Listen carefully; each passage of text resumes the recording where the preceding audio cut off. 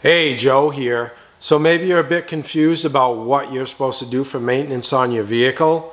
You've looked in your owner's manual and you're still scratching your head. I'm going to help you out with that in just a minute with one example. Hold on.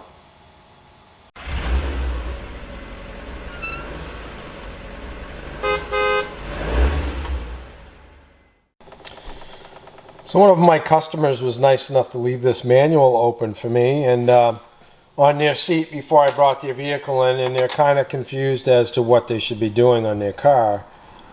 Now, with every oil change, basically, I look at everything that's on this list for the most part, but some of it's a bit silly. Now, first one, rotate tire. Well, if you didn't know anything about cars, you'd say, well, which one? Well, you should do front to rear. Inspect battery condition. I do that. I test the batteries. Vacuum hoses. You can look at them, but the chances of you having a problem with them are slim to none. Inspect air conditioning refrigerant. Now, if that would require hooking gauges up and all that, that would be a complete waste of time, especially if the system is blowing cold air. Inspect brake hoses and lines. Well, again, in New England, you want to look at something like that anyway, because we have so much problems with rust up here and corrosion. Drive shaft boots, inspect exhaust pipe and muffler, inspect front brake disc pads and calipers, rear brake pads, and inspect propeller shaft, all-wheel drive. Well, there's not a lot you can look at. I mean, if it has a loose U-joint, it has a loose U-joint. Today, you're going to end up replacing a whole drive shaft if that comes to be the case, but at 60,000 miles, I highly doubt you're going to have a problem with your drive shaft.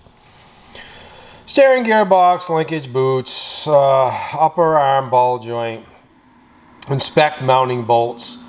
Well, I haven't really seen a mounting bolt loosen up unless someone else that was in there forgot to tighten it. Brake fluid, typically every 3 years is a good idea with that. Most vehicles do not have a fuel filter, so, inspect fuel filter. You used to replace them as part of a tune-up. Really, you don't even have to do that anymore. Inspect fuel lines, hoses, connections, fuel tank, air filter if equipped. Inspect parking brake. Well, nobody uses their parking brake, and they should, especially with automatic transmissions, nobody uses them. And the day you go to use it, it doesn't work because you don't use it. There's going to be an unpleasant, expensive surprise. Vapor hoses, fuel cap, fuel tank. Inspect valve clearance. Now, if I were to inspect valve clearance on this V6 engine in this vehicle, it would be very expensive. It probably wouldn't be money well spent. Yes, exhaust valves can get tight. Exhaust valves can get loose. You'll hear them when they get loose. You won't necessarily recognize that they get they don't get tight. If they get tight, then you can lose compression and you can risk basically a burned valve.